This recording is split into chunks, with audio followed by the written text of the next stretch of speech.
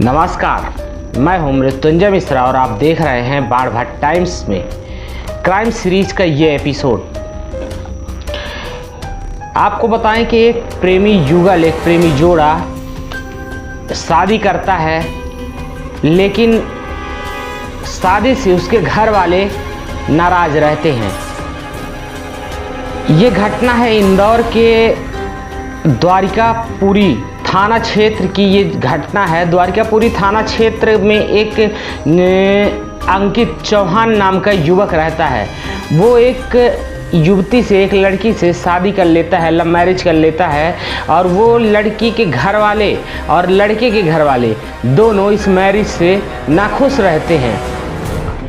फिर भी वो लड़का मंदिर में जाता है, शादी करता है। शादी करने के बाद उस लड़की को अपने घर में लाता है। घर वाले, लड़के के घर वाले मान जाते हैं और अपने घर में रखते हैं। लेकिन एक जो शादी के बाद जो नवविवाहिता होती है, फिर अपने मायके जाती है ससुराल के बाद। तो ससुराल के बाद जब मायके जाती है, इस अंकित चौहान की बीवी जब मायके पहुंचती है, तो मायके तो पहुंच गई, लेकिन अब मायके से जब उसे अपने ससुराल आने हुआ, तब उसका पिता उसे आने नहीं देता, रोक देता है। अभी हाल ही में उसकी शादी हुई थी। शादी के बाद वो अपने मायके गई थी। मायके से अब जब विदाई होने लगती है ससुराल आने के लिए, तो विदाई रस्म को मना कर देता है और लड़के से, जो अंकित चौहान है, उससे हज़ारों रुपए की डिमांड कर देता है कि हमें जब ये पैसा चाहिए, जब ये पैसा मिल जाएगा तब हम अपने लड़की की विदा करेंगे, नहीं तो तुम अपने लिए कोई दूसरी लड़की ढूंढ लो, मैं अपनी लड़की की शादी तुम्हारे साथ नहीं करूंगा। कुछ दिन बीतते हैं। कुछ दिन बीत जाने के बाद जब उसे ये लगता है, पहले तो लगता है कि वो ससुर को मना लेगा अपने, लेकिन जब उसे ये लगता है वाकई में कि अब ये अपनी बेटी को विदा नहीं करेगा जब तक इसे पैसा नहीं मिल जाएगा।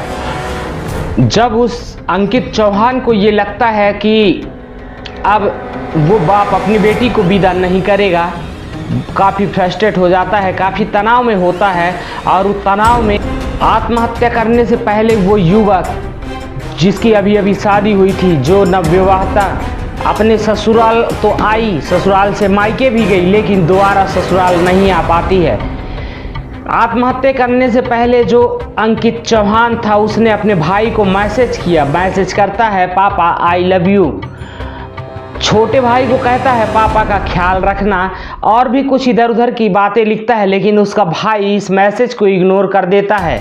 भाई को लगता है कि ये दारू पिया है, रात का वक्त है और भाभी की याद आ रही होगी, इसलिए मेरा भाई इमोशनल हो रहा है और उस मैसेज को इग्नोर कर देता है। लेकिन जब अगले सुबह देखता है कि उसके भाई का शव फांसी के फंदे से लटका हुआ है, पूरी फैमिली बिलखने लगती है।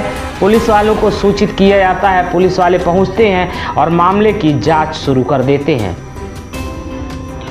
पुलिस वाले पहुंचते हैं और मामले की जांच शुरू कर देते हैं।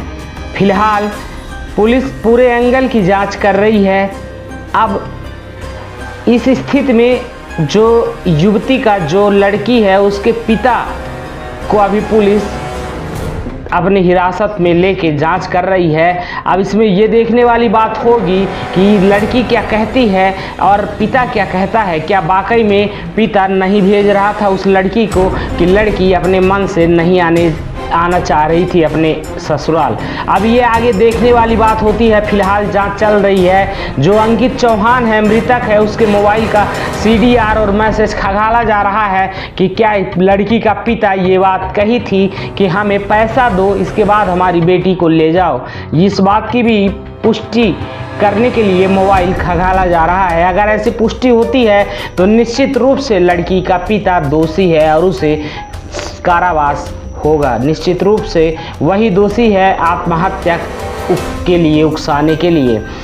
तो ये थी एक, जिन्होंने भविष्य के सपने संजोए थे, जिन्होंने एक सपना देखा था, मंदिर में शादी की थी और घर आए, घर से जब नवविवाहिता अपने मायके जाती है और मायके से जब वो ससुराल नहीं आती, तो जो युवक था, जो उस युवती का पति था, वो सुसाइड कर लेता है, आत्महत्या कर लेता है। इस वजह से आत्महत्या करता है कि उस लड़की का जो पिता था वो पैसे मांगने लगता है कि अगर तुम्हें हमारे लड़की को ले जाना है तो हमें हज़ारों रुपए की डिमांड करता है कि इतना पैसा दे दो तभी हम अपनी लड़की की विदा करेंगे, अन्यथा नहीं करेंगे। बताया जाता है कि इसी दबाव में लड़के ने सुसाइड कर ली, लड़के ने आत्महत्या कर लिया।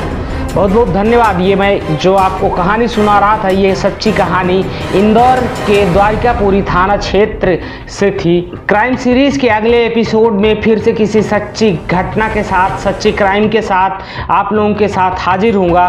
तब तक के लिए जय हिंद, जय बिंद।